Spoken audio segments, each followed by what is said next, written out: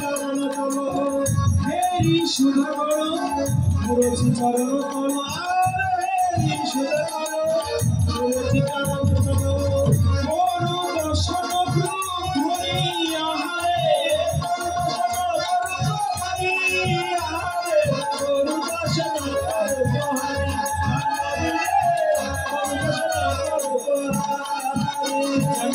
চরণে শরণ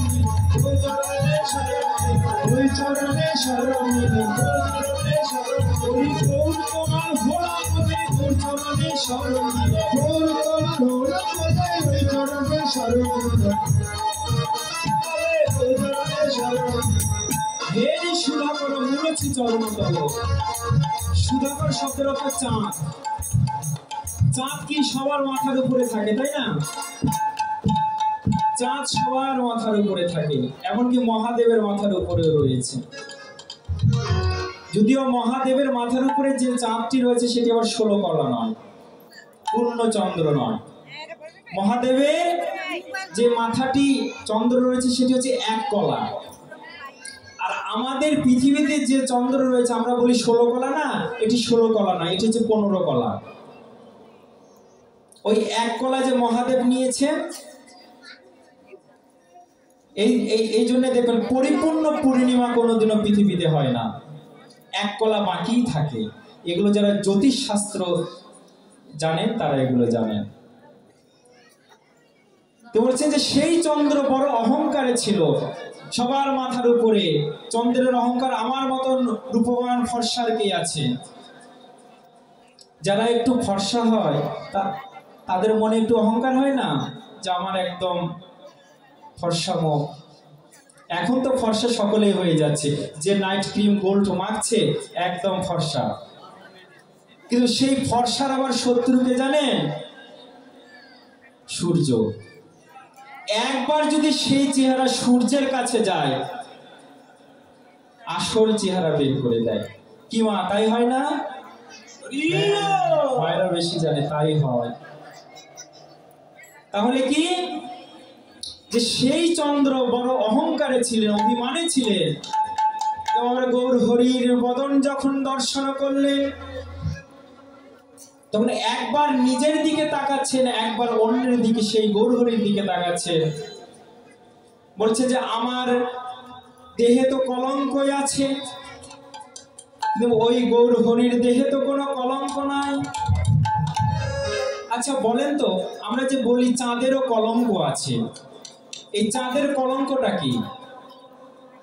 কীর্তন শুধু পদ বলে গেলাম আর আপনারা শুনে গেলেন তা নয়। এই পদের ভিতরে সামাজিকতা অনেক আছে যেগুলো আমরা জানি না, কিন্তু বলি। আমরা কি বলি? চাঁদেরও কলঙ্ক আছে। বলুন তো চাঁদের কলঙ্কটা কি? অনেকে বলে থাকেন চাঁদের কলঙ্ক মানে চাঁদের গায়ে একটা কালো দাগ, সেটি তার কলঙ্ক না। ওই চাঁদের গায়ে যে কালো দাগ রয়েছে ওটিকে বলা হয় কৃষ্ণ গহ্বর। মানে ওটি একটা গভীর কুয়া রয়েছে, সেই কুয়াতে সূর্যের আলো প্রবেশ করে নাই, সেই জন্য ওটি অন্ধকার দেখা যায়। ওটি কলঙ্ক নয়। কালো দাগ হলেই যদি কলঙ্ক হতো তাহলে অনেকের মুখে তো অনেক কালো কালো তিল রয়েছে, তাহলে সবাই কলঙ্কিত হয়েছে। তো তাহলে চাঁদের কলঙ্ককে, চাঁদের গুরুদেব হচ্ছেন বৃহস্পতি। বৃহস্পতির পত্নীকে চাঁদ একদিন হরণ করেছিলেন। এই গুরু পত্নীকে হরণ করার জন্য চাঁদের কলঙ্ক হয়েছিল। তাই সেই কলঙ্কিত চাঁদ যখন গৌর চরণে এসেছে, আমার গৌর হরিকে দর্শন করেছে, দর্শন করে মোহিত হয়েছে। বলছেন যাহা এতদিন আমি কলঙ্কিত হয়ে, কলঙ্ক হয়েও অভিমানে ছিলাম, কিন্তু একই রূপ দর্শন করছি। এ যে অকলঙ্ক আমার গৌর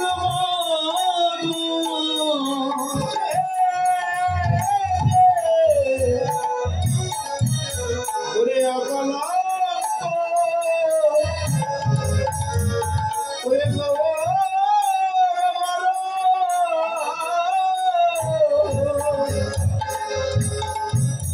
আমি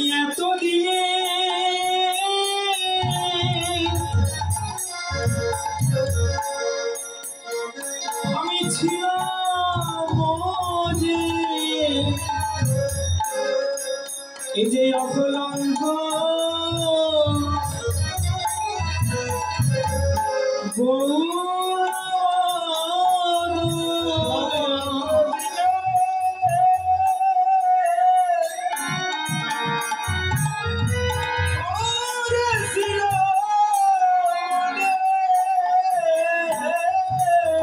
কেন গৌর চরণ ভুজলাম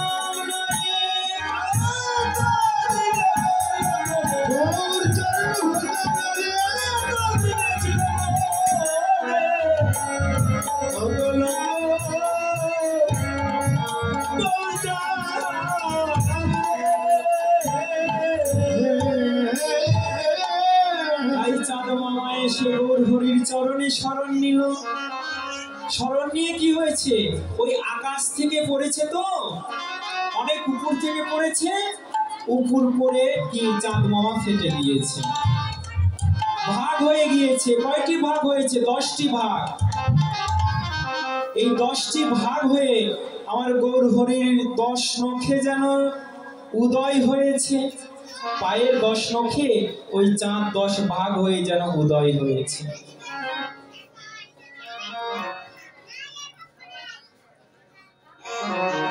চাঁদের সঙ্গে তুলনা হলো না। এখন বলছেন আর কিছু আছে? বলে আছে। কি? এবার সুবর্ণ বরণ হেরি নিজ বরণ, সুবর্ণ বরণ হেরি নিজ বরণ, সুবর্ণ বরণ হেরি নিজ বরণ, সুবর্ণ বরণ হেরি নিজ বরণ, মানিয়া কোন মনস্তাপে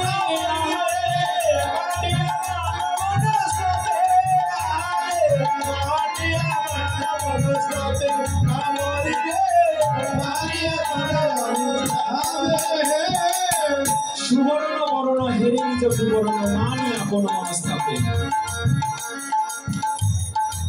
সুবর্ণ শব্দের অর্থ কি? সোনা। সুবর্ণ শব্দের অর্থ সোনা। সোনা বড় অহংকারে ছিল। কি? যে আমি সোনা। আগে তো একটা কথা ছিল সোনা লাখ টাকা ভরি, এখন তো লাখ ছাড়িয়ে গিয়েছে, তাই না? তো যার লাখের অধিক দাম তার তো একটু অহংকার হবেই। তো সোনা অহংকার, যে আমার মতন উজ্জ্বল, আমার মতন দামি আর কি আছে। তো যখন আমার গৌর স্বর্ণের কাছে আনন্দ লীলাময় হেমা দিব্যচ্ছবি সুন্দরয়, যিনি আনন্দময়, হেমাব শব্দের অর্থ সোনা, হেমাব দিব্যচ্ছবি সুন্দরয়, সেই সোনাকেও ধিক দিয়ে আরো উজ্জ্বল হয়েছে। ওই সোনা তো পঞ্চবাণে। জগতের সোনা 5 বাণের উপরে কোনো বাণ দেওয়া যায় না, যারা স্বর্ণকার তারা জানে। 5 বার, এর বেশি আর দেওয়া যায় না, তাতেই উজ্জ্বল হয়ে যায়। কিন্তু আমার গৌর হরি যেন 1,00,000 বাণে সোনা, 1,00,000 বাণে সোনা। এই জন্যে ওই সোনার পারলেন না। মানি আপন মনস্তাপে, মনের দুঃখে কি করছে? মনের দুঃখে মনে মনে ভাবছে, বলি এছাড় প্রাণ আর রাখবো না রে, এছাড় প্রাণ আর রাখবো না, আমি মনের মাঝে প্রবেশ করবো, এছাড় প্রাণ আর রাখবো না রে, মানি আপন মনস্তাপে।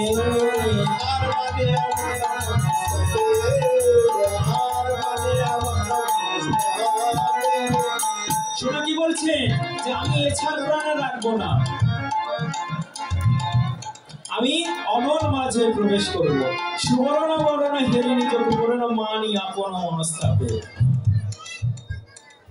নিজ তনু জারি ভস্ম সম করইতে, এবার বৈঠলয় অনল সংতাপে।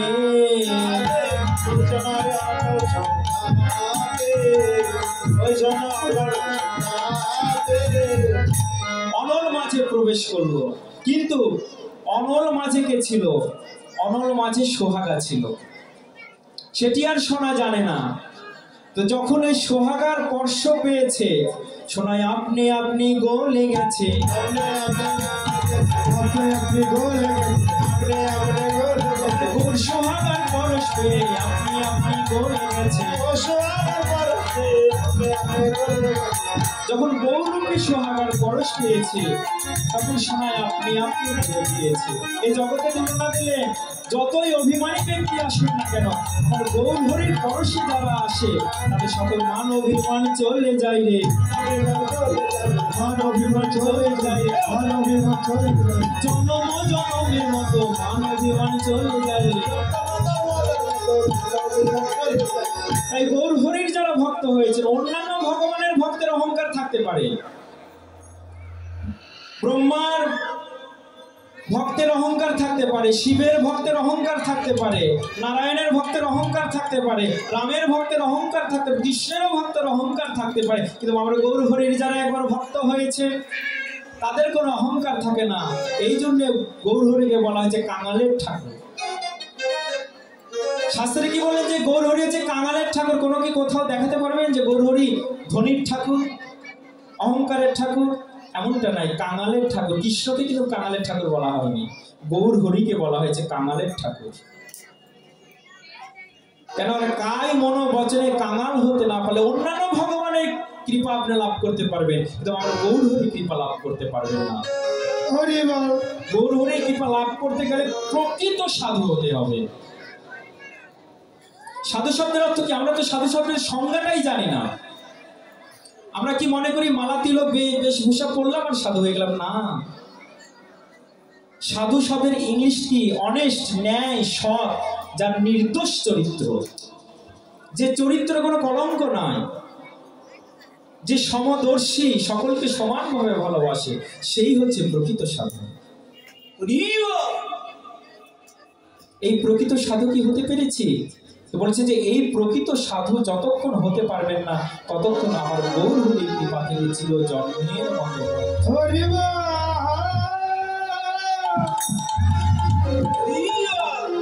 তাই মহাজন এতক্ষণ জগতের যেগুলো নামি দামি ব্যক্তিরা ছিল, নামি দামি দ্রব্যরা ছিল, সকল দ্রব্যের সঙ্গে গৌর হরির তুলনা আনলেন, কিন্তু কোনোটাই কিছু পারলেন না। যখন কোনো পারলেন না তখন বসে বসে চিন্তা করছেন আর বলছেন, এবার যা সমবিধিক অধিক নাহি অনুভূতি,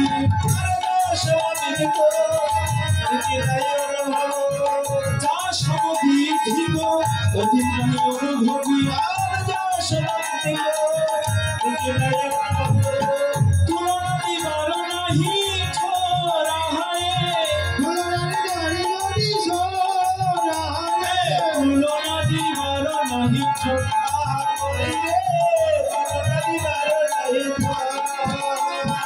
যার তুলনা তার সাজে, যার তুলনা তার সাজে, যার তুলনা সাজে, তোর তুলনা মিলে না ভাই, যার তুলনা তার সাজে। ওগো তুলনা তুলে আর কি করবো? বলছে যে তোমরা তুলনা আর তুলনা, তুলনা আর তুলনা একই শব্দ দ্বারা দুইটি অর্থ প্রকাশ। এই ধরনের শব্দকে বলা হয় শ্লেষ বা যমজ শব্দ। যারা ব্যাকরণ কাব্যতীর্থ জানেন তারা জানেন কি তুলনা। তুলনা আমার গৌর হরির সঙ্গে কারো তুলনা তোমরা তুলো না। জগদানন্দ যিনি পদ রচনা করছেন তিনি বলছেন, ও জগদানন্দ কহু কহু কো তুলনা কহু,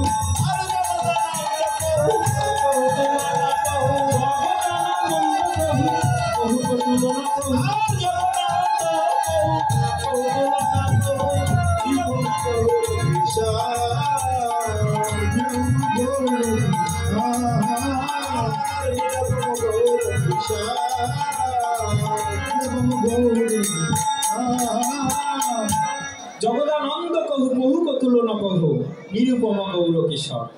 যখন তুলনা করতে পারলেন না, কোনো কিছুই যখন পারলেন না, তখন গৌর চরণে শরণ নিল, গৌর চরণে শরণ নিল, গৌর তোমার ভয় না করে গৌর চরণে শরণ নিল। যখন তুলনা করতে পারলেন না তখন গৌর চরণে এসে শরণ নিলেন। বাঞ্ছা কল্পতরুভ্যশ্চ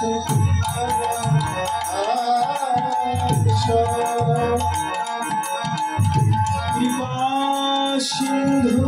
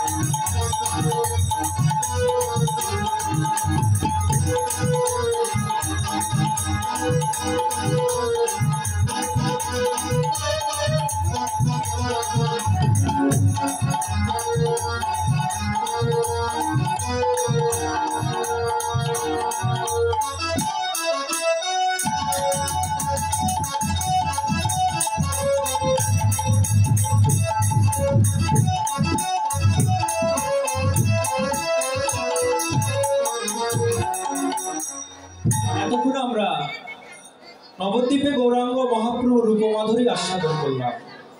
এখন যাব কোথায়? বৃন্দাবনে। বৃন্দাবনে গিয়ে কি কৃষ্ণের রূপমাধুরী আস্বাদন করব। কার কাছ থেকে?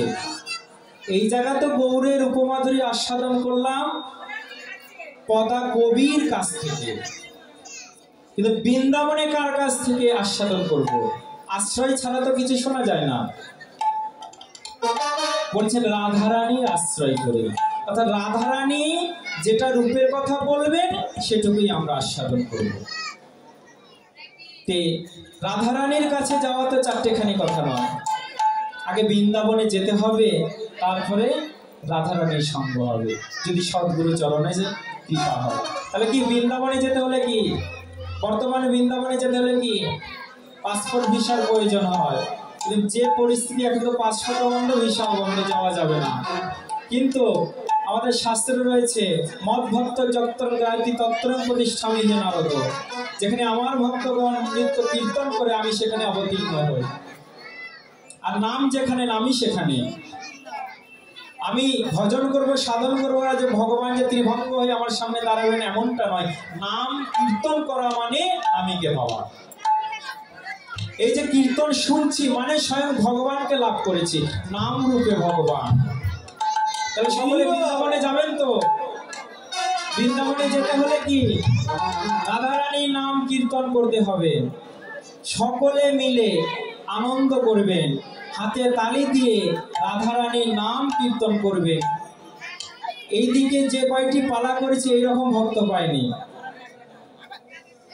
ওই জন্য আনন্দ কীর্তন করা হয়নি। আর যখন আপনারা এসেছেন, আমার এটা সৌভাগ্য, তখন সকলে মিলে একটু হাতে তালি দিয়ে নিজেও আনন্দ করবেন এবং অপরকেও আনন্দ দেবেন। সবাই মিলে একসাথে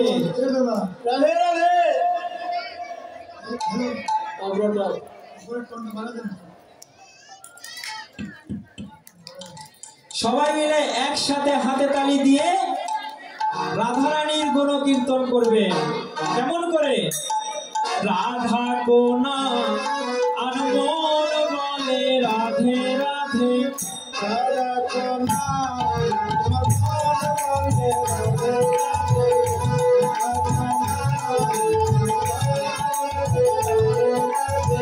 রাধা কোনা আনমোল বলে রাধে রাধে,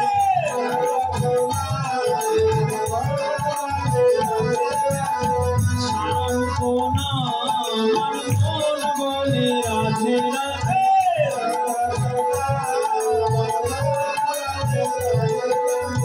রাধাকো না আমার মন বলে রাধে রাধে।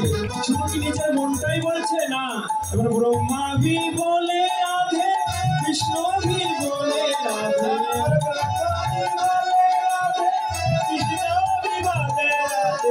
ব্রহ্মা ভি বলে রাধে, বিষ্ণু ভি বলে রাধে, কৃষ্ণ ভি বলে হে শঙ্কর কে डमरू से आवाज आवे शंकर বলে রাধে, কৃষ্ণ ভি বলে রাধে। আর শঙ্করের যেটি ডমরু আছে না, তার থেকে না আওয়াজ আছে কি বলি ডম ডম ডম ডম ডম ডম ডম ডম ডম ডম ডম ডম। আরে না, সে কি ডম ডম বলছে, কি বলছে বলি রাধে রাধে রাধে রাধে রাধে রাধে রাধে ডম ডম ডম ডম রাধে রাধে ডম ডম ডম রাধে রাধে ডম ডম ডম রাধে রাধে ডম ডম ডম রাধে রাধে। একবার বলছো ডমডম, একবার বলছো রাধে রাধে। আসলে কি হচ্ছে বলছে দুটোই হচ্ছে, যার যেমন কর্ণ তেমনি শ্রবণ। মহাদেবের যেগুলো ভূত রয়েছে তারা কি শুনছে ডম ডম ডম ডম, আর যারা বৈষ্ণব রয়েছে ভক্ত তারা কি শুনছে বলে রাধে রাধে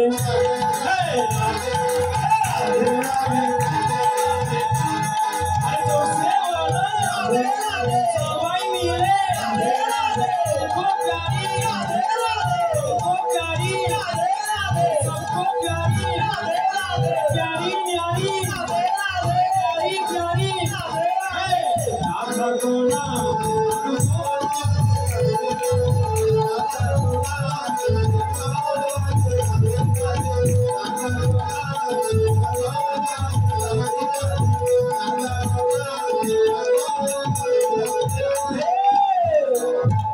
আমার গিরিধারী লাল নাচে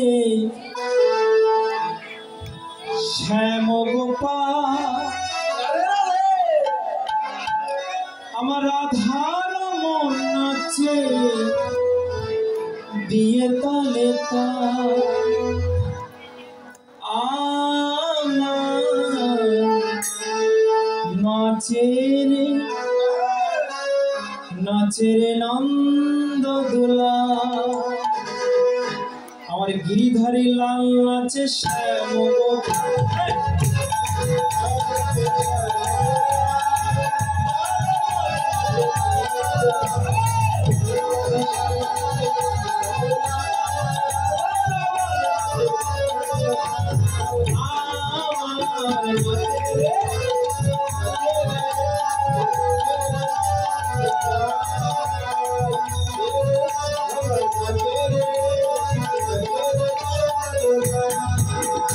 নাচে রসমঞ্চে কত ব্রজমালা, হাতে বাজে কঙ্কণ বলে মনোমালা,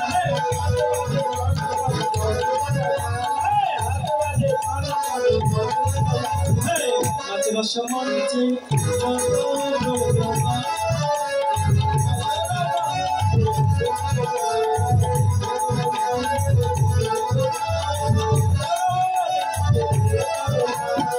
ময়ূর ময়ূরী নাচে, ময়ূর ময়ূরী নাচে, নাচে নাচে নাচে নাচে নাচে নাচে ঘরে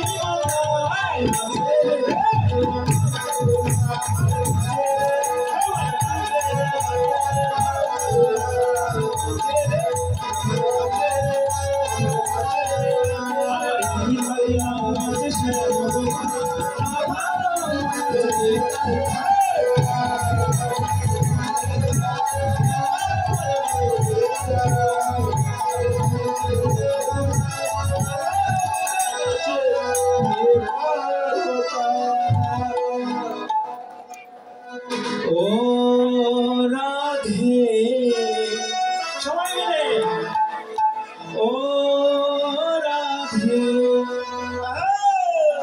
রাধে, তোমায় বারে বারে कोई जवान जमुना के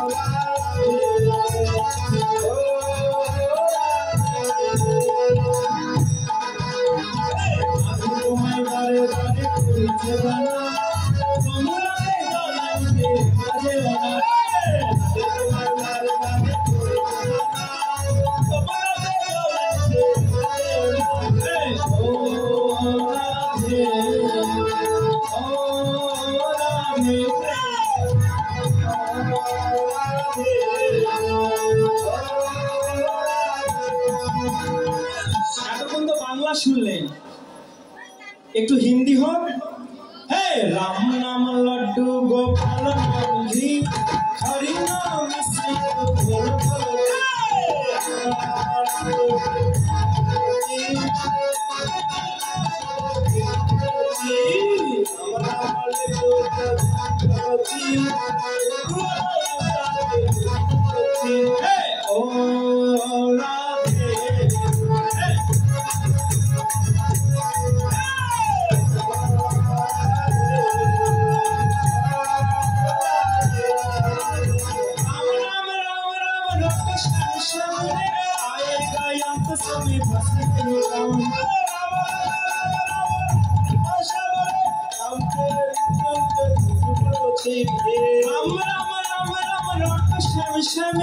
आएगा अंत समय बस यही काम है राम राम राम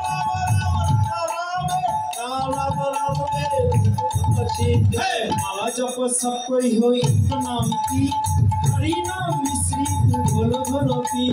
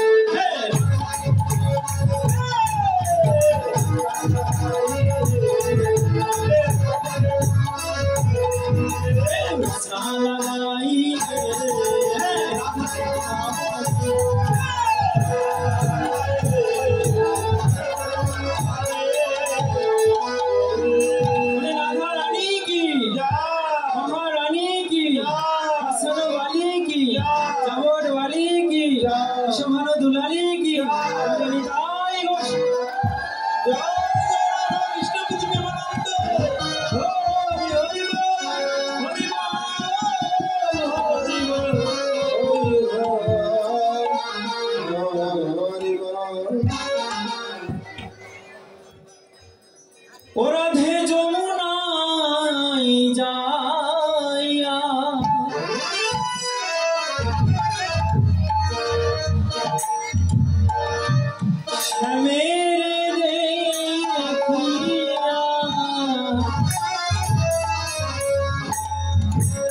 ঘরে আইলো বিনোদিনী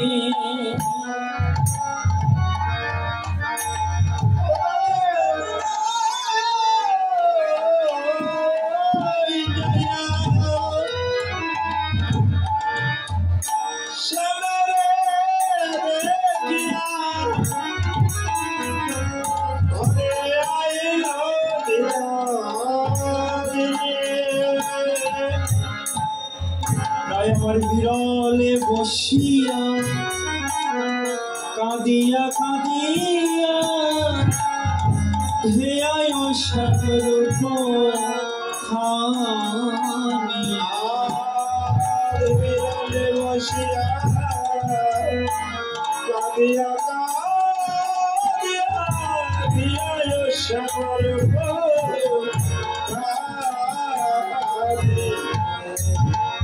বসে বসে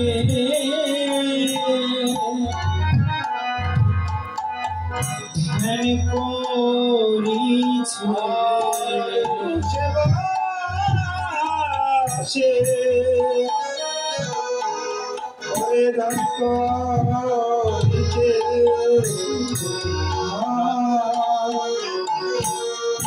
বসে বসে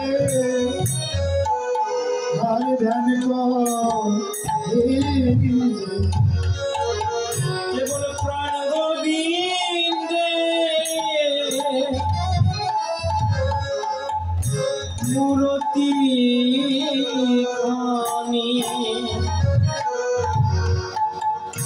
তাই আমার বসে বসে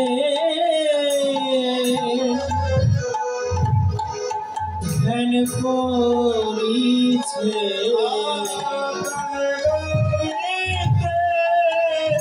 মূরতি খানে তাদের বসে বসে ধ্যান করিছে মধুময় শ্রী বৃন্দাবনে স্থান জটিলার মন্দির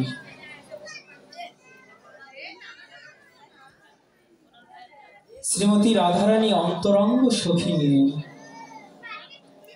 কৃষ্ণ রূপের বর্ণনা করছেন। সখী,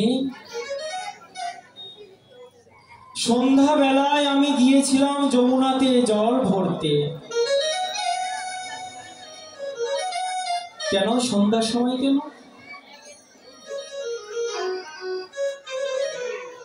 আমরা শুনে থাকি কি সন্ধ্যা বেলায় রাধারানী জল ভরে আনেন। সন্ধ্যা বেলায় কেন?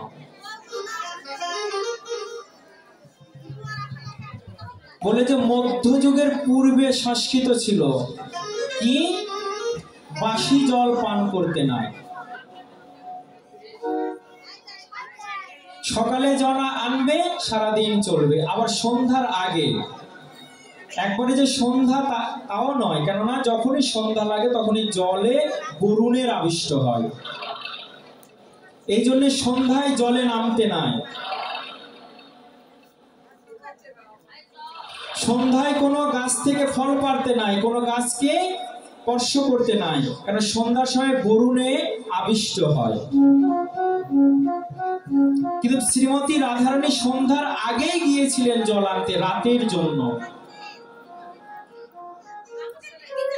কেউ জল ভরতে গিয়ে জলের ভিতরে আমার প্রাণ গোবিন্দকে দর্শন করে এসেছে। জলে যখন নিজের কলসিটা ডুবিয়েছে,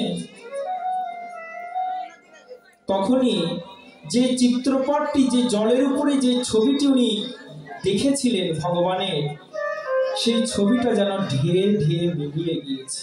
কিন্তু মিললে কি হবে?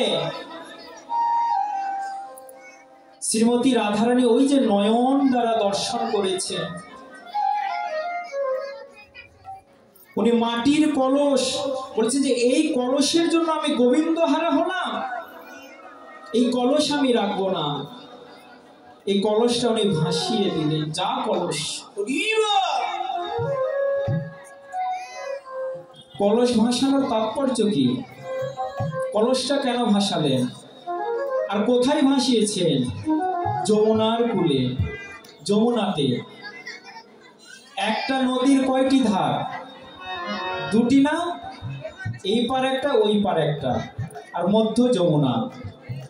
আমাদের মহাজন বলছেন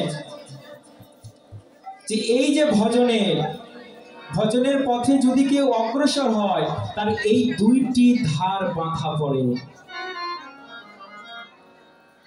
সেটা কি? একটি পিতৃকুল আর একটি স্বামীকুল।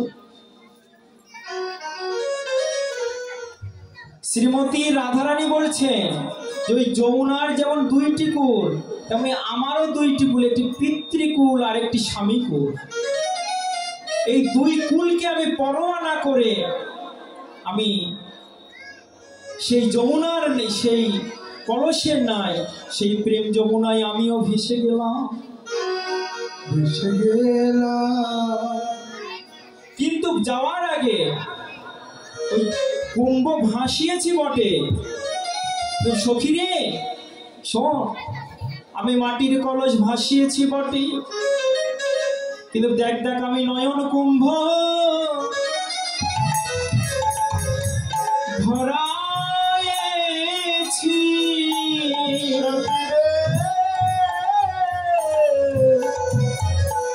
আমি নয়ন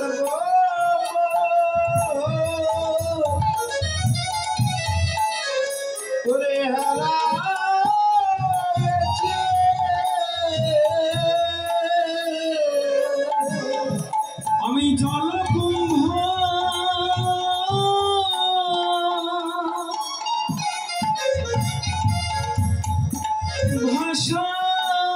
ভাসায়েছি,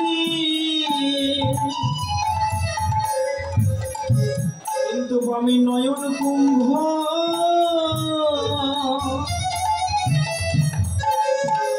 ভরায়েছি।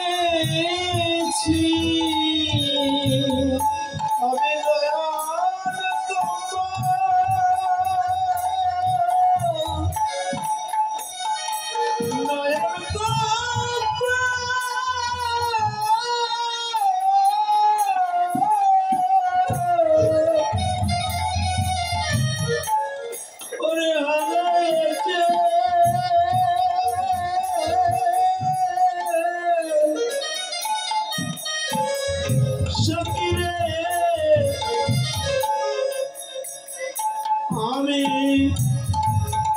নয়ন কুম্ভ করে ভরায়েছি।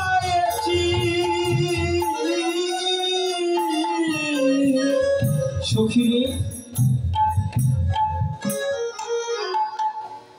আমি দুই কুল ভাসিয়ে দিয়ে ওই গোবিন্দ সাগরে মিশেছি, কিন্তু যেই যমুনাতে রূপমাধুরী দর্শন করেছি, তোদের কাছে বলবো বলে আমি নয়নরূপী কুম্ভ ভরে এনেছি।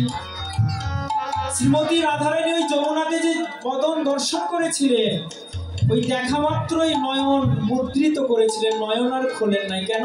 যদি খুলে যান আর গোবিন্দ যদি চলে যায়। রাধে রাধে। এই জন্য সেখানেই বন্ধ করে নিয়েছে, নিয়ে সখীদের কাছে এসে বলছেন, সখী রে শোন,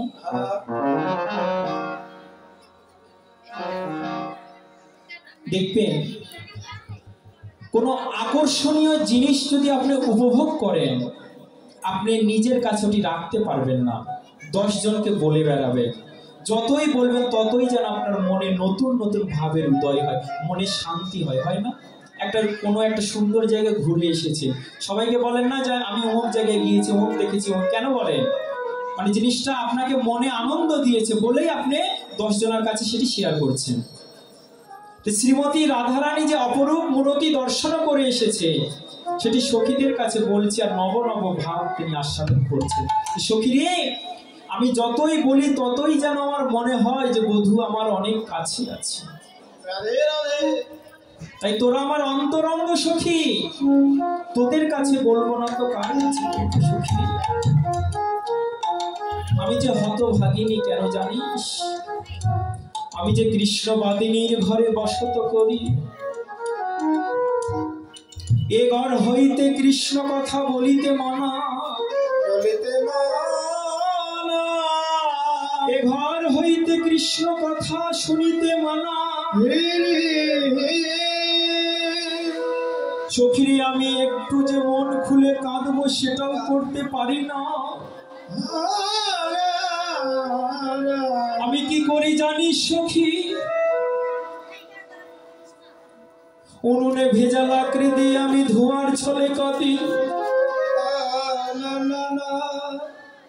আমার গোবিন্দের অঙ্গের কান্তি সেই বড় কত মুনি নীল পাথর। আমার মনে হয় কি জানিস, যদি আমি নীল শাড়ি চড়াই রাখতাম বধূকে অঙ্গের পরশ মনে হতো, কিন্তু বাবা নীল শাড়িটাও পরতে মানা। সখী, এমনই কৃষ্ণ বাদিনীর ঘরে বসত করি, প্রাণ ভরে কৃষ্ণকে আস্বাদন করতে পারি না। তাই আজ যখন তোরা এসেছিস, তোদের কাছে আমি বলি, শোন, যে রূপ দর্শন করে জগতের কত মুনি ঋষিরা তাদের ধ্যান ভঙ্গ করে দিয়েছে, তারপর সেই ত্রেতা যুগে 60,000 মুনি ঋষিগণ ছিলেন। আমার রামচন্দ্রকে দর্শন করে তারা তাদের মুনিত্ব ভুলে গিয়ে বলেছিলেন কি, হে রামচন্দ্র, আমরা এই ধ্যান খেলতে চাই না, আমরা তোমাকে স্বামী রূপে পেতে চাই। রামচন্দ্র সেখানে কি বলেছিলেন, যে এই যুগে আমার পুরুষোত্তম অবতার, মর্যাদা পুরুষোত্তম, এই যুগে আমি একের অধিক স্ত্রী গ্রহণ করতে পারবো না।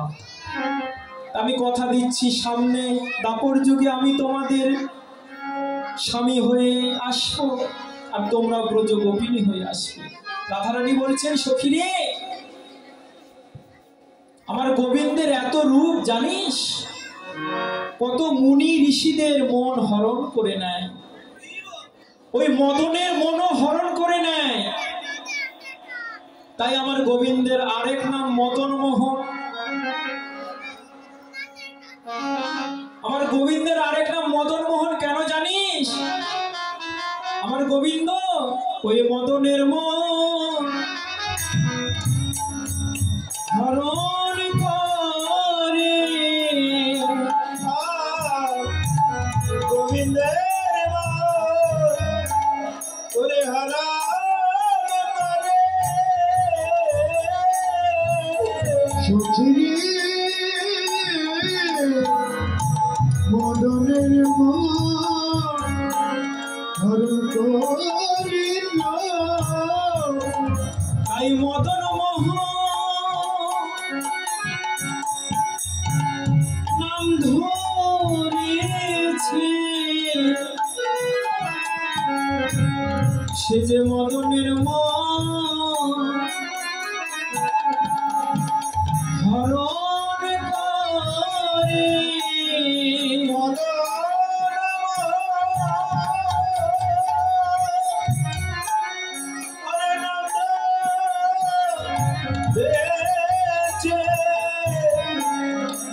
আরে মদন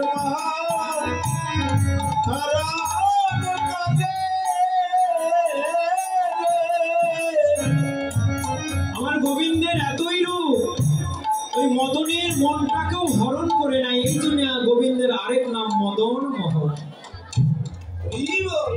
তাই সখীরে শোন সেই বধুর কথা, সো বড় নাগর রাজ, সে যেন নাগরের রাজ। যত নাগর আছে না, সকলের রাজ।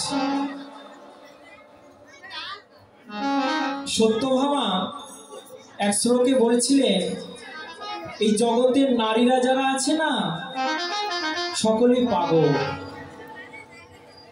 কেন সখী? সকলকে পাগল কেন বলেছি? শুধু পাগল নয়, তারা গাধা, তারা কিছু বোঝে না। কি বোঝে না? তারা সুন্দরকে চেনে না, তারা সুন্দরকে চেনে না, ক্ষণভঙ্গুর দেহের প্রতি আকর্ষণ হয়ে তারা ছুটে যায় পরপুরুষের কাছে। কিন্তু তারা যদি একবার আমার গোবিন্দের নয়নে নয়ন দিয়ে দেখত, আমার গোবিন্দের মতো সুন্দর আর কে আছে? যদি কোনো বুদ্ধিমান রমণী থাকতো, তাহলে অন্য পুরুষের প্রতি তার আকর্ষণ থাকতো না, আমার গোবিন্দকে সে প্রতি ভাবত। সত্যভামা বলছে, শ্রীমতী রায়ধনী বলছেন, সখী রে, শো বড় নাগর রাজ, সে নাগরের রাজ। আর কি জানিস? এবার তপন তনয়া তটে নিপহিনী কটে, তপন তনয়া তটে নিপহিনী কটে, তপন তনয়া তটে নিপহিনী কটে, তপন তনয়া তটে নিপহিনী কটে, হিরণ নট বনরা, হিরণ নট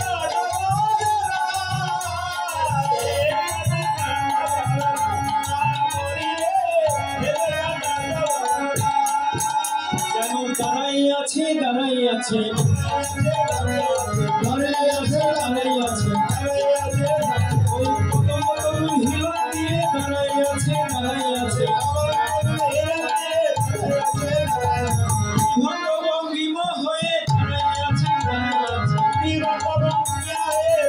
আছে, শোভর নট বড় রাজ,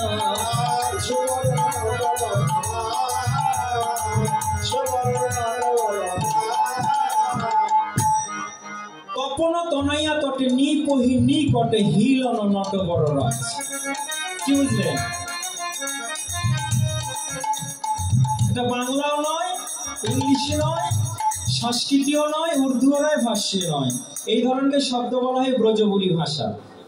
অর্থাৎ সমস্ত ভাষা চয়ন করে একটি নতুন ভাষার সৃষ্টি, একে বলা হয় ব্রজবুলি ভাষা। তপন তনয়া তটে, তপন শব্দের অর্থ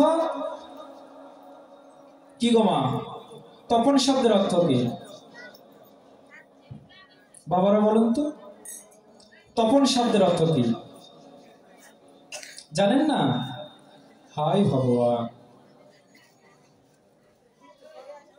মাস্টার মশাই, তপন শব্দের অর্থ? ও বাবা, তপন শব্দের অর্থ সূর্য। তপন তনয়া তটে, তনয়া শব্দের অর্থ কন্যা। তটে শব্দের অর্থ তীরে। তপন তনয়া তটে। এতদিন আপনারা অনেক কীর্তন শুনেছেন, আজ একটু কীর্তন আমরাও শ্রবণ করি, দেখি রসের কি মাধুর্য, পদের কি মাধুর্য। শুধু মনোযোগ সহকারে শুনবেন, দেখুন কত সুন্দর লাগে। আমরা সঠিক পদের ব্যাখ্যা জানি না, কীর্তনিয়া হয়ে গেছি, এখন কীর্তন গাইতে এসে এই গল্প ঝাঁটা কিনে কোথায় রাখো, সিঁদুর কেমন করে পরবো, এটা কেমন করে, মানে ভজনের কোনো কাজেই যেগুলো কথা লাগবে না।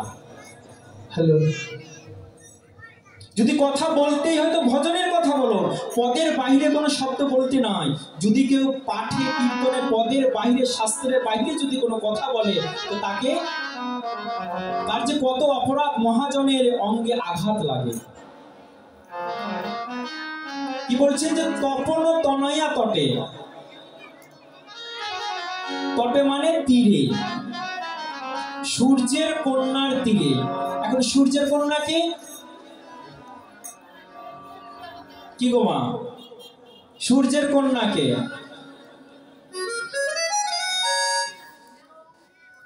যমুনা। এক দাদা বলেছেন যে যমুনা। আপনারা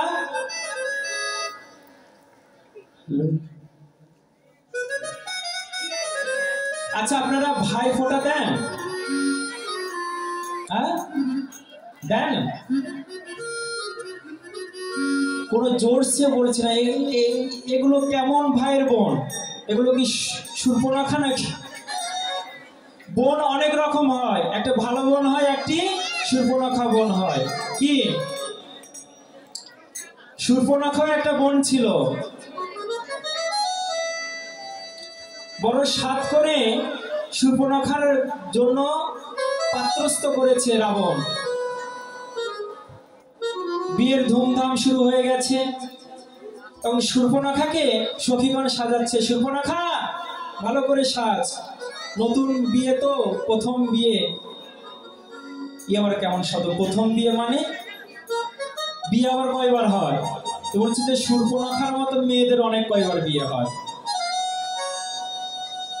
তো বলছে যে প্রথম বিয়ে, স্বামীকে ভালো করে সেবা দিস। শূর্পণখা বলছে সেই সেবাটা আমি ভালোই জানি, কেমন করে সেবা দিতে হয়। ঠিক আছে, বাসর ঘরে গিয়ে শূর্পণখা ঘোমটা দিয়ে, বড় করে ঘোমটা দিয়ে বসে আছে। আর যেই না তার স্বামী আসলো, এমনি প্রকাণ্ড রাক্ষসী মূর্তি ধারণ করে স্বামীকে টপ করে ধরে টপ করে ফেলে দিয়েছে। মানে ওই যে সখীরা বলেছে কি স্বামীর সেবা করবি, ও এখন স্বামীকে সেবা না করে স্বামীকেই নিজে সেবা করে নিয়েছে। কথা বুঝতে না পারলে কিন্তু সমস্যা। এই হচ্ছে শূর্পণখা। তারপরে কি সেখান থেকে ফিরে এসে রাবণের ঘাড়ে বসে তার 14 গোষ্ঠীর সর্বনাশ করলো। তাই বললো না, এই শূর্পণখার জন্যই তো যুদ্ধটা হয়েছিল। সে যদি ভাইকে কুমন্ত্রণা না দিত, ভাই কখন নষ্ট হয় জানে? যদি এই শূর্পণখার বুদ্ধিটা শোনে।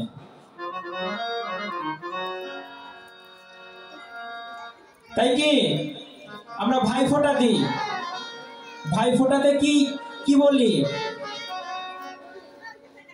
কি ভাইয়ের কপালে দিলাম ফোঁটা, জমের দুয়ারে পড়লো কাটা, যমুনা দেয় জমকে ফোঁটা, আমি দিই আমার ভাইকে ফোঁটা। তাহলে কি সূর্যদেবের সন্তানকে যম আর যমুনা। তাহলে তপন তনয়া তটে, অর্থাৎ সূর্যের কন্যা, সূর্যের কন্যাকে যমুনা। এই যে দেখুন পদের কেমন প্যাঁচ, না জানলে আস্বাদন হবে না, যতই জানবেন ততই নব নব মানে আর জানতে ইচ্ছা করে, ভালো লাগবে।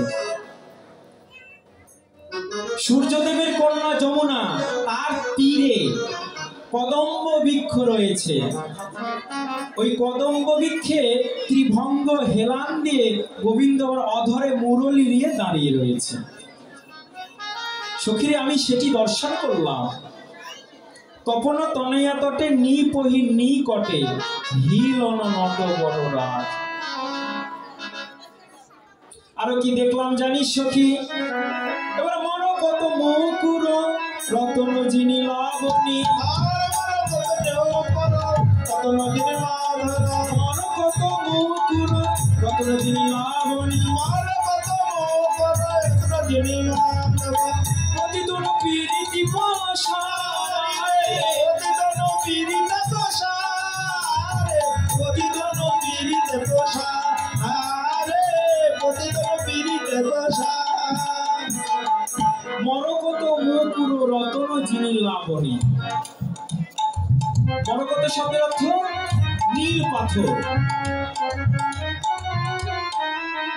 সেই নীল পাথরের মতন ভগবান শ্রীকৃষ্ণের অঙ্গকান্তি। রতন যিনি লাবণী, রতনের চেয়ে আরো লাবণ্যময়। প্রতি তনু, প্রতিটা অঙ্গ যেন পীড়িতের প্রসাদ। প্রসাদ শব্দের অর্থ কি? দোকান। সখীরে আমি দেখলাম কি জানিস, আমার গোবিন্দ প্রতিটা অঙ্গে এক একটা যেন দোকান সাজিয়ে রেখেছে। বলি সাজিয়ে আছে, সাজিয়ে আছে, সাজিয়ে আছে, সাজিয়ে আছে, সাজিয়ে আছে, সাজিয়ে আছে, সাজিয়ে আছে, সাজিয়ে আছে, প্রীতি রসের ডালা সাজিয়ে আছে, সাজিয়ে আছে, প্রীতি রসের ডালা সাজিয়ে আছে, সাজিয়ে আছে, প্রীতি রসের ডালা। যেন সাজায় রেখেছে। কেন সাজায় রেখেছে? সখীরে, প্রীতি রসের ডালা সাজিয়েছে কেন জানিস? বলে কেনা বেচা করবে বলে সাজাইয়াছে সাজাইয়াছে। কেনা বেচা করবে বলে সাজিয়াছে সাজাইয়াছে। কেনা বেচা করবে বলে সাজিয়াছে সাজাইয়াছে। কেনা বেচা করবে বলে প্রীতি রসের ডালা সাজিয়েছে। কিন্তু এই জগতে কেনা বেচা করতে হলে কি অর্থের প্রয়োজন, তাই না? অর্থ হলেই সকল জিনিস পাওয়া যায়। কিন্তু আমার গোবিন্দের হাটে কেনা বেচা করতে হলে কি প্রয়োজন, কি অর্থ? বলে প্রেম রূপী অর্থ। প্রেম রূপী অর্থ হলেই ভগবানকে পাওয়া যায়, অন্যথায় নয়। যেমন সেই যশোমতী মা সেখানে প্রমাণ দিলেন না, যতবারই ভগবানকে বাঁধেন 2 আঙ্গুল কম হয়। এই 2 আঙ্গুলটা কি? অনেকে বলেন প্রেম আর ভক্তি, আবার অনেকে বলেন ভক্তির 2 অক্ষর। বলছি যে এগুলো একটাও নয়। সেটা কি? বলছে যে উৎকণ্ঠার শ্রম। এই দুটি হলেই ভগবানকে পাওয়া যায়। আপনার প্রেম আছে, ভক্তি আছে, সকলই আছে, কিন্তু হৃদয়ে উৎকণ্ঠা নাই। গাভী মাতা বৎসকে কখন দুধ দান করে? যখন বৎস চিৎকার করে, তাই না? ভক্ত যখন উৎকণ্ঠার সহিত ভগবানের কাছে চিৎকার করবে, হে ভগবান দেখা দাও, তখন ভগবানের সে গোলকটাও নড়ে যায়। যেমন অদ্বৈত প্রভুর হুঙ্কারে স্বয়ং গৌরহরি আসলে। আজ অদ্বৈত ত্রয়োদশী। আপনারা সকলে কি অদ্বৈত ত্রয়োদশী ব্রত আছেন? কেউ না? হাই হাই, আপনারা আছেন অদ্বৈত ত্রয়োদশী? বলছি যে এই দিনে ব্রত থাকতে হয়। কেননা এই অদ্বৈত প্রভু যদি না আসতেন তাহলে আমাদের গৌর কি আমরা কোনোদিনও পেতাম না।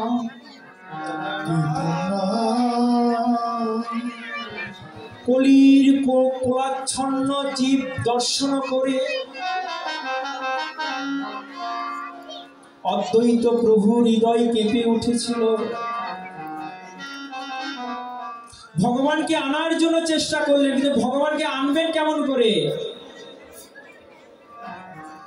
বলছে যে গঙ্গা জল আর তুলসী এটা অর্পণ করলেই ভগবান চির জন্মের মতন বিকিয়ে যান। এই জন্য ভগবানকে কেনার জন্য গঙ্গা জল তুলসী অর্পণ করে ভগবানকে আনলেন। অদ্বৈতের হুঙ্কারে ভগবান এসেছেন। সেই অদ্বৈত প্রভুর আজ জন্ম জয়ন্তী। এই দিনে নিয়ম কি হচ্ছে? উপবাস থাকা, ব্রত থাকা, অদ্বৈত প্রভুকে শ্রদ্ধা জানানো। মধ্যাহ্নে অভিষেক করে যারা থাকতে পারবেন থাকবেন, না পারলে অনুকম্প হিসাবে সবজি ফলমূল পেতে পারেন। তো যাক, বলছে মরকত মুকুর রতন যিনি লাবণী প্রতিতনু প্রীতি প্রসাদ যেন সাজিয়ে রয়েছে। আর কি দেখলাম জানিস সখীরে? আর কি দেখলাম? বান্ধুলি অধরে মুরলী রব মাধুরী, বান্ধুলি অধরে মুরলী রব মাধুরী, মন মাতাইল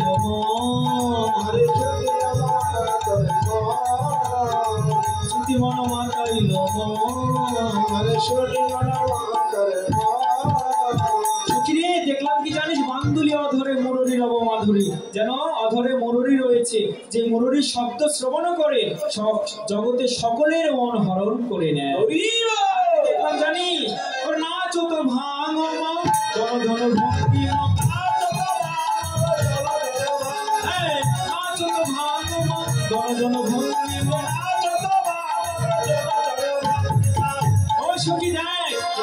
ধনু নাচিতেছে,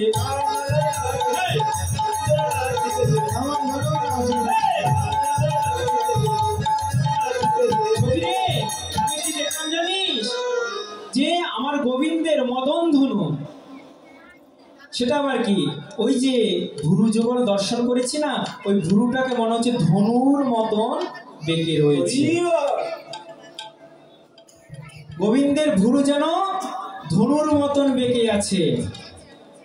আমার দেখে মনে হচ্ছে কি জানিস, ও ভুরু নয়, যেন মদন ধনু নাচিতেছে, মদন ধনু নাচিতেছে,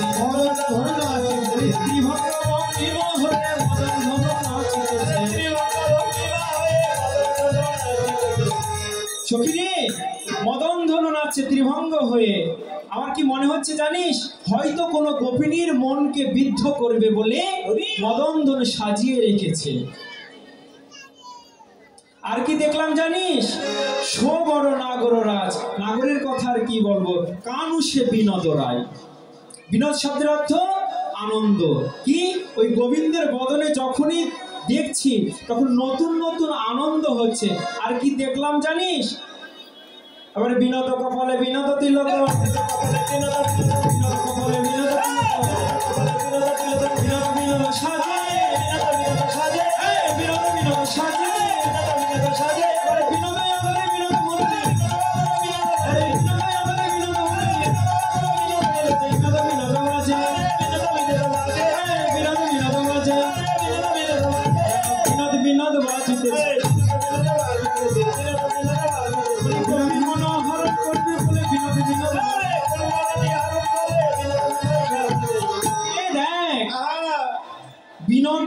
কপালে বিনোদ তিলক, বিনোদ বিনোদ সাজে।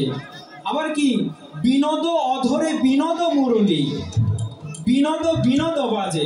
বিনোদ শব্দের অর্থ কি নতুন আনন্দ। যেন যতবারই দেখছি আমার গোবিন্দকে নতুন নতুন মনে হচ্ছে।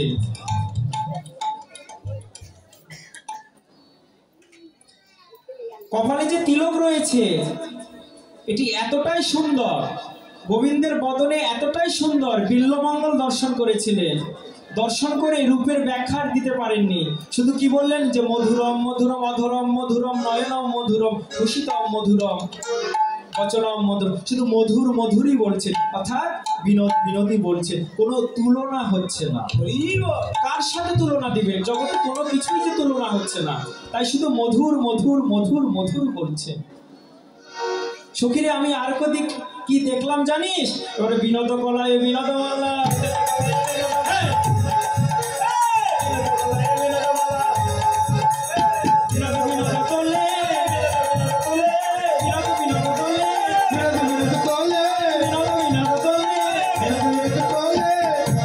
বিনোদ গলায় বিনোদ মালা, বিনোদ বিনোদ দোলে। সখীরে আমি কি দেখলাম জানিস, মালা যেন আপনি আপনি দুলিতেছে, আপনি আপনি দুলিতেছে, আপনি আপনি দুলিতেছে, মালার কুঞ্জি গলার কুঞ্জে আপনি আপনি দুলিতেছে। সখীরে শোন, আমি দেখলাম গোবিন্দের গলায় যে মালা আছে না, ওটি আপনি আপনি দুলছে। আমি বুঝতে পারলাম না ওটি মালার গুণ না সেই গলার গুণ, কিন্তু ওই মালাটি এমন লাগছে জানিস, বলি যেমন গলা তেমন মালা, যেমন গলা তেমন মালা, যেমন গলা তেমন মালা, অপরূপ সেজেছে গো যেমন গলা তেমন মালা, যেমন গলা তেমন মালা। দেখলাম কি জানিস, অপরূপ ভাবে সেজেছে, দেখে মনে হচ্ছে যেমন গলা ঠিক তেমনই মালা। তাই বিনোদ গলায় বিনোদ মালা, বিনোদ গলায় বিনোদ মালা,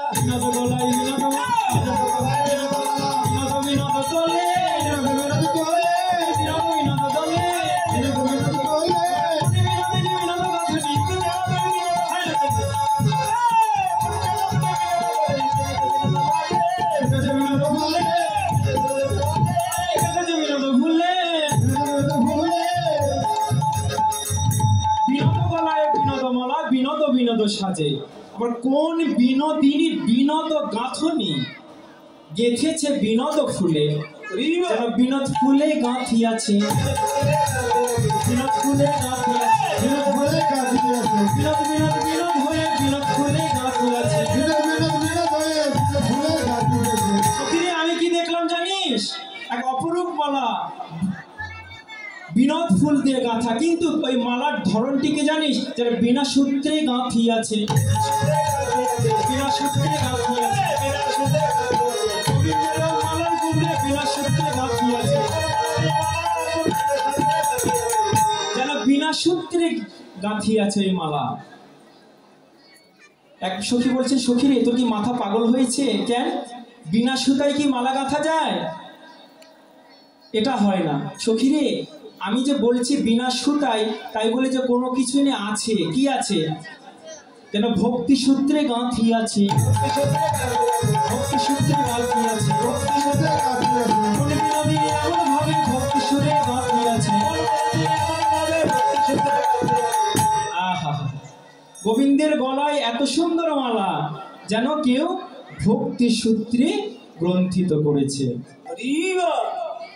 আর কি দেখলাম জানিস? তোমার বিনোদ কোটিতে বিনোদ ধটি, বিনোদ কোটিতে বিনোদ ধটি, তোমার বিনোদ বিনোদ সাজে, বিনোদ বিনোদ সাজে, বিনোদ চরণে বিনোদ নুপুর, বিনোদ চরণে বিনোদ নুপুর, বিনোদ বিনোদ বাজে, বিনোদ বাজে। সখী রে, আমি কি দেখলাম জানিস? বিনোদ কোটিতে বিনোদ ধটি। কোটি শব্দের অর্থ কোমর। গোবিন্দের কোমর এত সুন্দর, এবং সেই কোমরকে আরো সুন্দর করার জন্য কে যেন ধুতি পরিয়ে দিয়েছে। আরেক সখী বলছেন, বাবা, টেরার আবার এত বড়।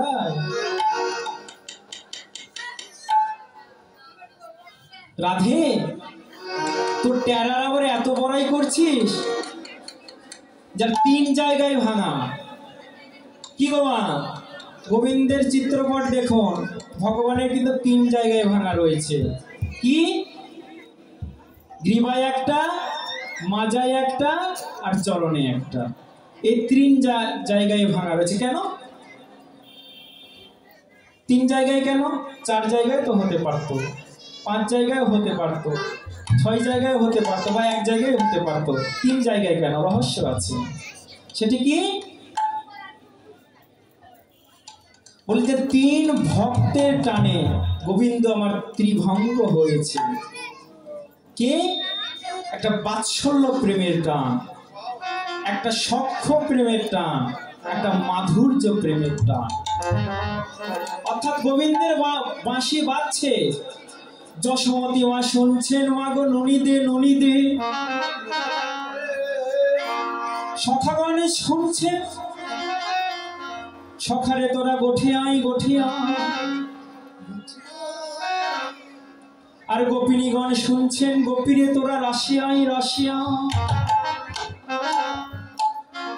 ভগবানের বাঁশির সুর, একই বাঁশি বাজছে, যার যেমন কর্ণ তেমনি ভাবে শ্রবণ করছে। কিন্তু যখনই কর্ণ শ্রবণ করছে, তখন 3 ভক্ত 3 দিকে টানছে। তো ভগবানের যখন 3 দিকে টানা পড়ছে, তখন ত্রিভঙ্গ হয়ে গেলেন। এই জন্যে শ্রীমতী রায়ধনী বলছেন,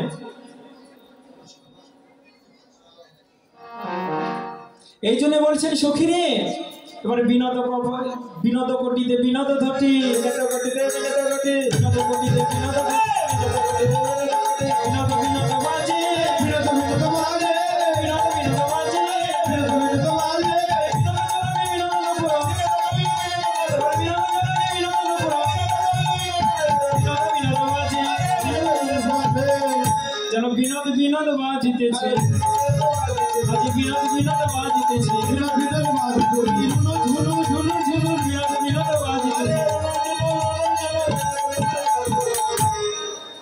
বলছে, সখী রে, বিনোদ চরণে বিনোদ নুপুর, বিনোদ বিনোদ বাজে, যেন নব নব আস্বাদন ঘটাচ্ছে। আর কত বিনোদিনী সেই বিনোদ নাগরকে দেখে নিজের কুল কলসি ভাসিয়ে দিয়েছে। সখী রে, শুধু আমি কেন, ওই জগতে যেজন ওই রূপটাকে দর্শন করেছে, তারাই রূপের মধ্যে রূপ সাগরে সেই কলসিটাকে ভাসিয়ে দিয়েছে। আর কি এই প্রেমে পড়ে আমার কি দশা হয়েছে জানিস? রূপে তো পাগল করেছে, কিন্তু প্রেমও একটি জায়গায় আমাকে পরিবর্তন করেছে, কি জানিস? এবার অলসে বয়সে মগ শ্যামরসে জড় জড়, অলসে বয়সে মর শ্যামরসে জড় জড়, না জানি হবে পরিণাম, না জানি কি হবে পরিণাম।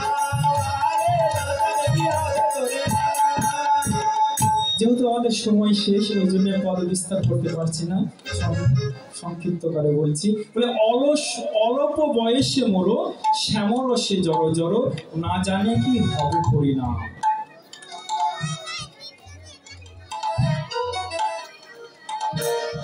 আমি পরিণাম জানি না, কারণ বয়স তো অল্প, আর এই প্রেম এমন ভাবে গ্রাস করেছে আমাকে, কিছু বুঝতেই দিচ্ছে না। আর কি হয়েছে জানিস? ওর যদি নয়ের মধ্যে থাকি অন্তরে গোবিন্দ দেখি, যদি নয়ের মধ্যে থাকি অন্তরে গোবিন্দ দেখি, মেলিয়া দেখি সে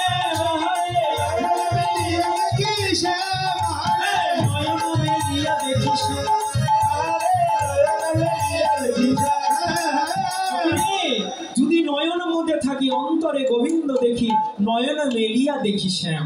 আমি ভিতরেও দেখি বাইরেও দেখি, ভিতরেও দেখি বাইরেও দেখি, ভঙ্গ হয়ে দাঁড়িয়ে আছে, ভিতরে দেখি বাইরেও দেখি।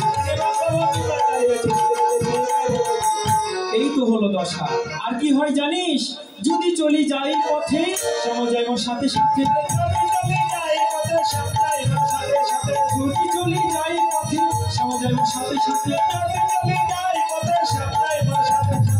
চরণে চরণ যেন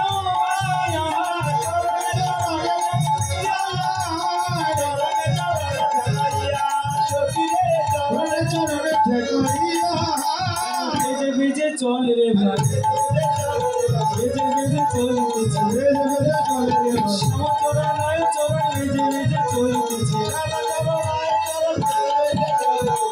জানিস আমি যখন হেঁটে যাই না, তখন মনে হয় কি জানিস, যে শ্যামের চরণ আমার চরণের সঙ্গে ঠেকছে, আমার পিছন থেকে কেউ আসছে। কিন্তু যখন এটা মনে হয় তখন আমি কি করি জানিস? এবার ভূমিতে ফিরাই আঁখি, কেউ তো সঙ্গে নাহি দেখি,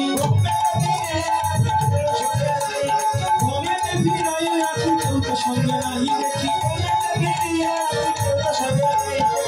মরি থাকি যেন মরছিয়া, মরি থাকি যেন মরছিয়া,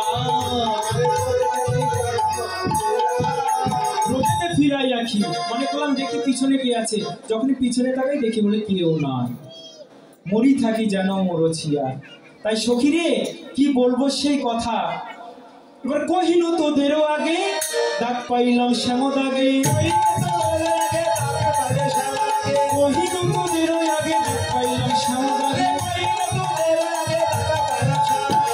এছাড়া জীবনে কি বাদায়, এছাড়া জীবনে কি বাদায়, সখীরে কহিনু তোদের আগে ডাক পাইলাম শ্যাম দাগে, এছাড়া জীবনে কি বাদায়। এই জীবন নিয়ে আর কি করবো বল? তাই আমি চিন্তা করেছি কি জানিস? এবার তিল তু লস্যি দিয়া সমর্পণ করিলাম হিয়া,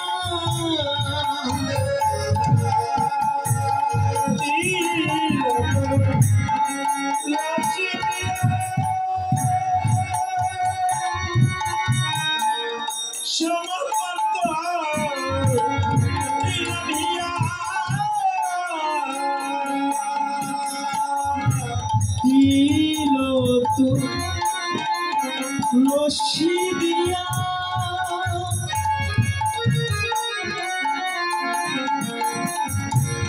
সমর্পণ করিলাম হিয়া,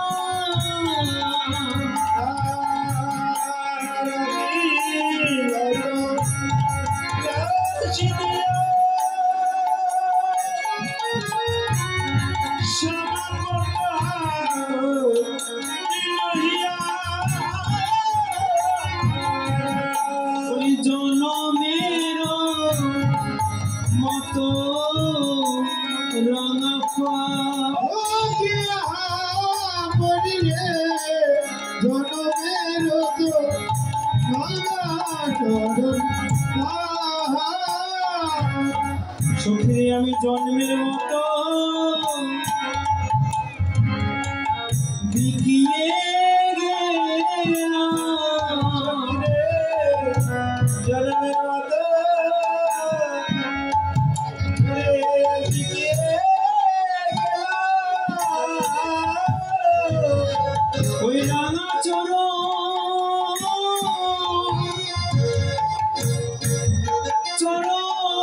পেয়ে আমি জন্মের মতো বিকিয়ে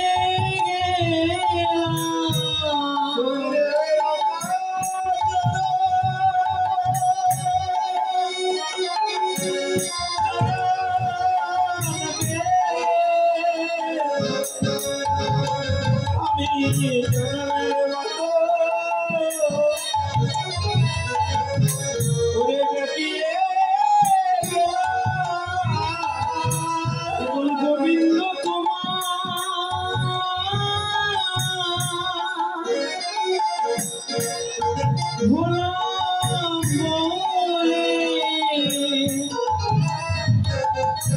আমি জন্মের মতো বিকিয়ে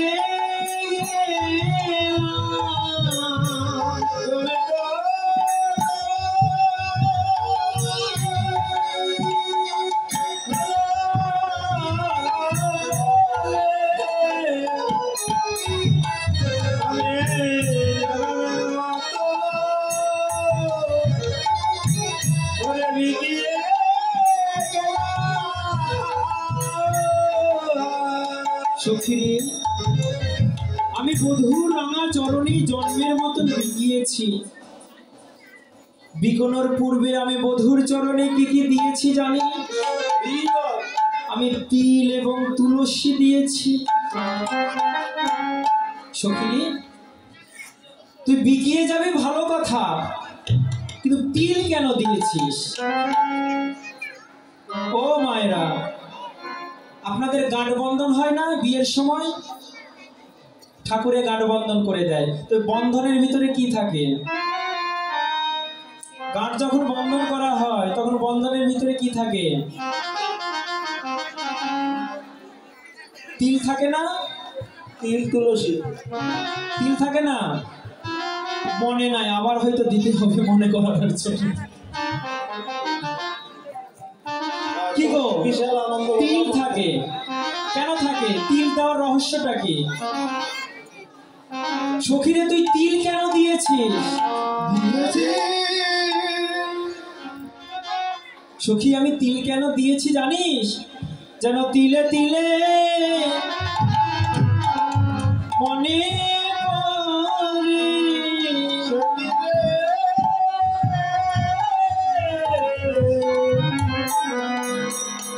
পড়ে তিলে তিলে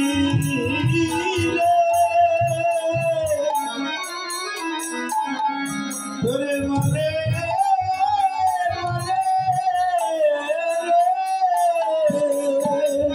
বলি আমার প্রাণ গোবিন্দের কাছে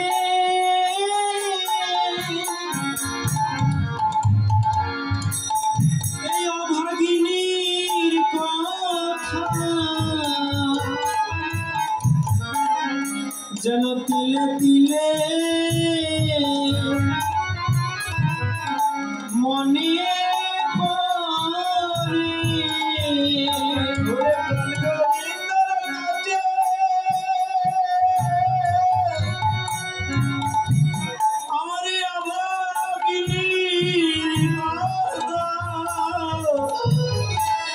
সখীরে আমার তিলে তিলে করে মনে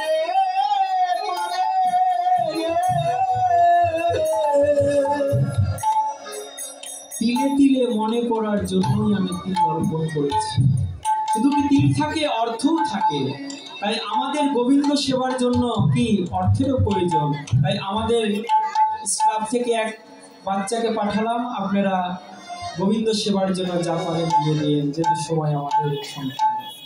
তাই সখীরে আমি তিল দিয়েছি বটে, তুলসী দিয়েছি। তুলসী কেন দিয়েছি জানিস? আমার গোবিন্দ তুলসী বড় ভালোবাসে। তুলসী আমি তুলসী বড় বড় ভালো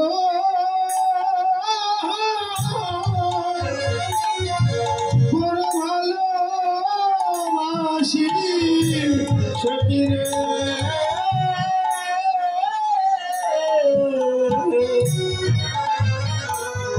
ওরে তুলসী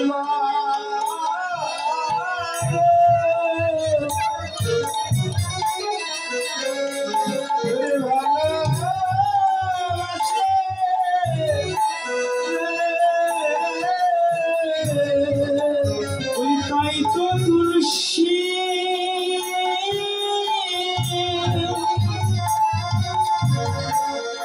দিয়েছি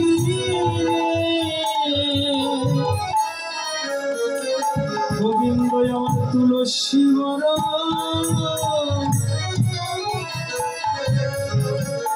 ভালো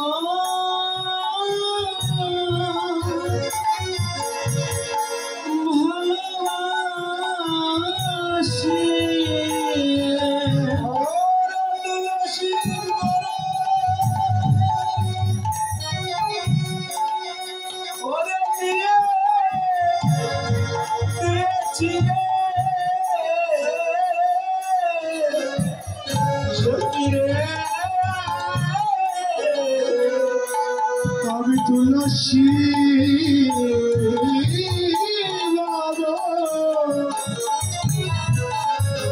বড় ভালোবাসি সখী। তাই গোবিন্দের চরণে সমর্পণ হওয়ার পূর্বে আমি তিল এবং তুলসী অর্পণ করেছি। তাই তিল ও তুলসী দিয়া সমর্পণ করি নহিয়া জন্মের মতরা না পায়। কিন্তু তবুও মনে শান্তি হলো না। আমি একটা বুদ্ধি স্থির করেছি, কি জানিস? আমি যোগিনী হইয়া যাব, শ্রবণে কুণ্ডল দিব।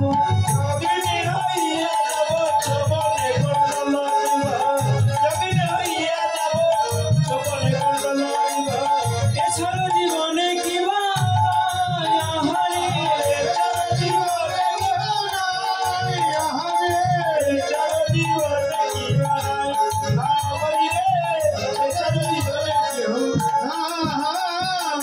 সখী, আমি কি করবো জানিস? আমি যোগিনী হব। আমি যোগিনী হয়ে যাব, এই মাথা মুন্ডন করব, কর্ণে কৃষ্ণ নামের কুণ্ডলী দিব।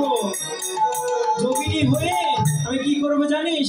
বলি পথে পথে কৃষ্ণ কৃষ্ণ বলিব, কৃষ্ণ কৃষ্ণ বলিব, কৃষ্ণ দয়া করো করো কৃষ্ণ কৃষ্ণ বলিব, কৃষ্ণ দয়া করো বলে কৃষ্ণ কৃষ্ণ বলিব।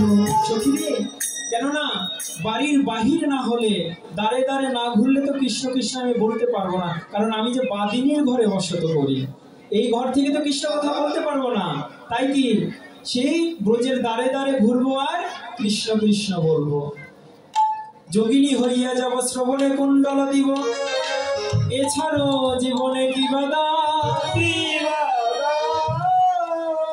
সখী, এছাড় জীবনে কি দায় বল? যে জীবন নিয়ে কৃষ্ণ ভজন হয় না, যে জীবনটা কৃষ্ণ চরণে উৎসর্গিত হয় না, সে জীবনের কি কোনো দাম আছে বল? আমাদের শ্রীমদ্ ভাগবত ধিক্কার দিচ্ছে, যে নয়ন কৃষ্ণ বদন দর্শন করে না, সে নয়ন ময়ূরে রাখা পুচ্ছ নয়নের নয়। ময়ূরের পুচ্ছে যে নয়ন অঙ্কিত থাকে না, বলছে যে ওই নয়ন আর এই নয়নের মধ্যে কোনো পার্থক্য নাই, যদি সে নয়ন আমার গোবিন্দের মূরতি দর্শন না করে। বলে সেই নয়নে কি বা কাজ, যে সেই কর্ণে কি বা কাজ, যে কর্ণ কৃষ্ণ কথা শ্রবণ করে না সেই কর্ণ হচ্ছে ব্যঙ্গের গর্ত, ইন্দুরের গর্ত, ব্যঙ্গের গর্ত। যে কর্ণ কৃষ্ণ কথা শ্রবণ করে না, তাহলে কি সর্প কি কোনো ঘর বাড়ি তৈরি করে? যেখানে গর্ত পায় সেখানেই ঢুকে যায়, গিয়ে কি সেই ইন্দুর সে ব্যাংকে গ্রাস করে। বলছেন যে নাসিকা কৃষ্ণর অঙ্গ সৌরভ ঘ্রাণ নেয় না, সে নাসিকা সেই হরপার মতো। কামারের গৃহে দেখবেন যে হরপা থাকে, সে হরপার মতো। বলছে যে যে বদন কৃষ্ণ কথা বলে না, সেই বদন হচ্ছে ব্যঙ্গের জিহ্বা সম।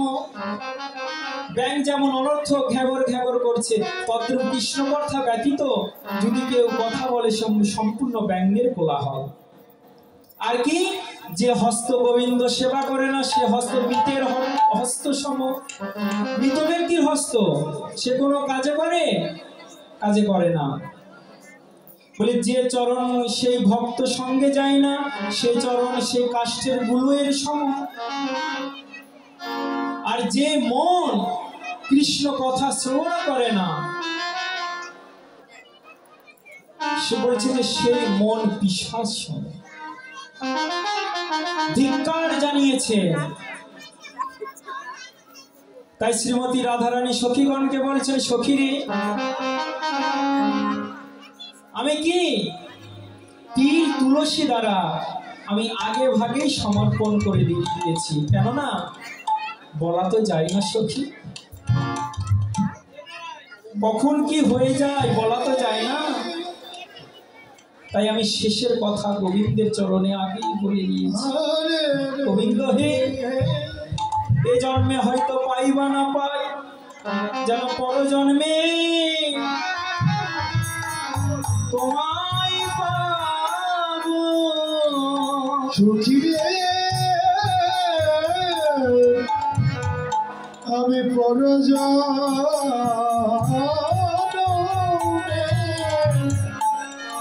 আমি তোমায় পাবো।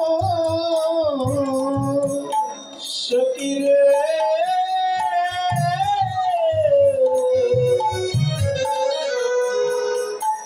আমি পর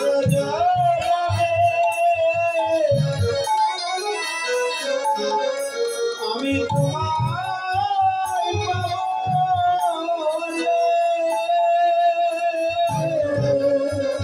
বলিয়ে আসি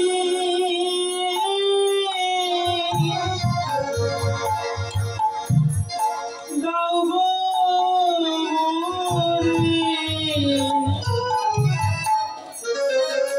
গোবিন্দ হে, যেন পর জন্মে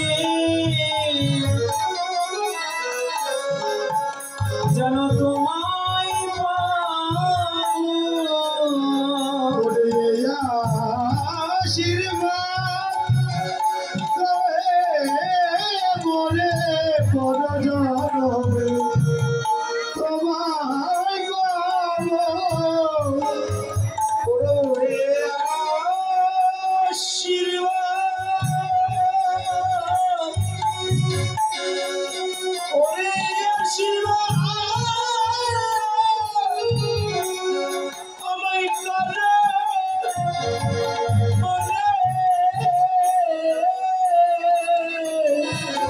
সখী রে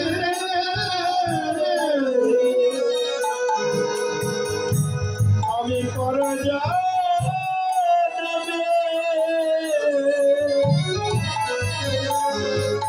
আমি তোমায় পাবো।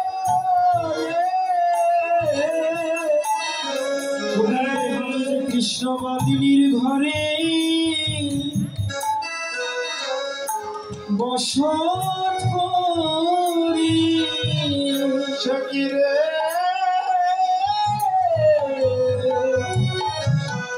আমি বাদিনীর ঘরে রে বসত করি। সখী রে আমি বাদিনীর ঘরে শোধ করি রে। ওই কেমন করে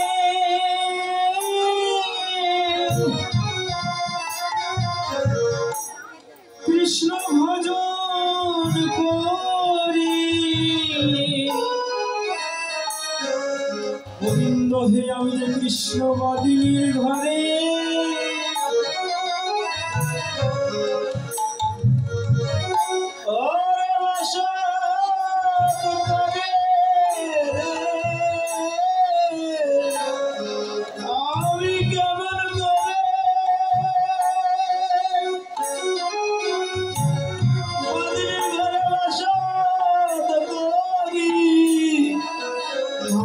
আশীর্বাদ করো সবে। সখিনী আমি শেষের কথা আগে বলে রাখি, কেন জানিস? আমি কৃষ্ণ বিরহ অনলে পুড়ে মরে যাব। আর আমি যদি পুড়ে মরে যাই তাহলে আমার এই অঙ্গ তোরা জলও ভাসাবি না, অনলেও পোড়াবি না। কেন রে সখী? তোর এই অঙ্গটা আমরা জলে ভাসাবো না কেন? আমি ভাসাতে মানা করছি, কেন জানিস সখী রে? বলি আমার ভাষা দেহ কি ভাসাবি,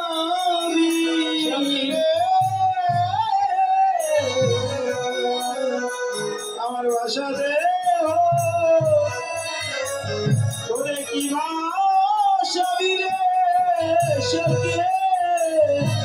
আমি যে নয়ন জলে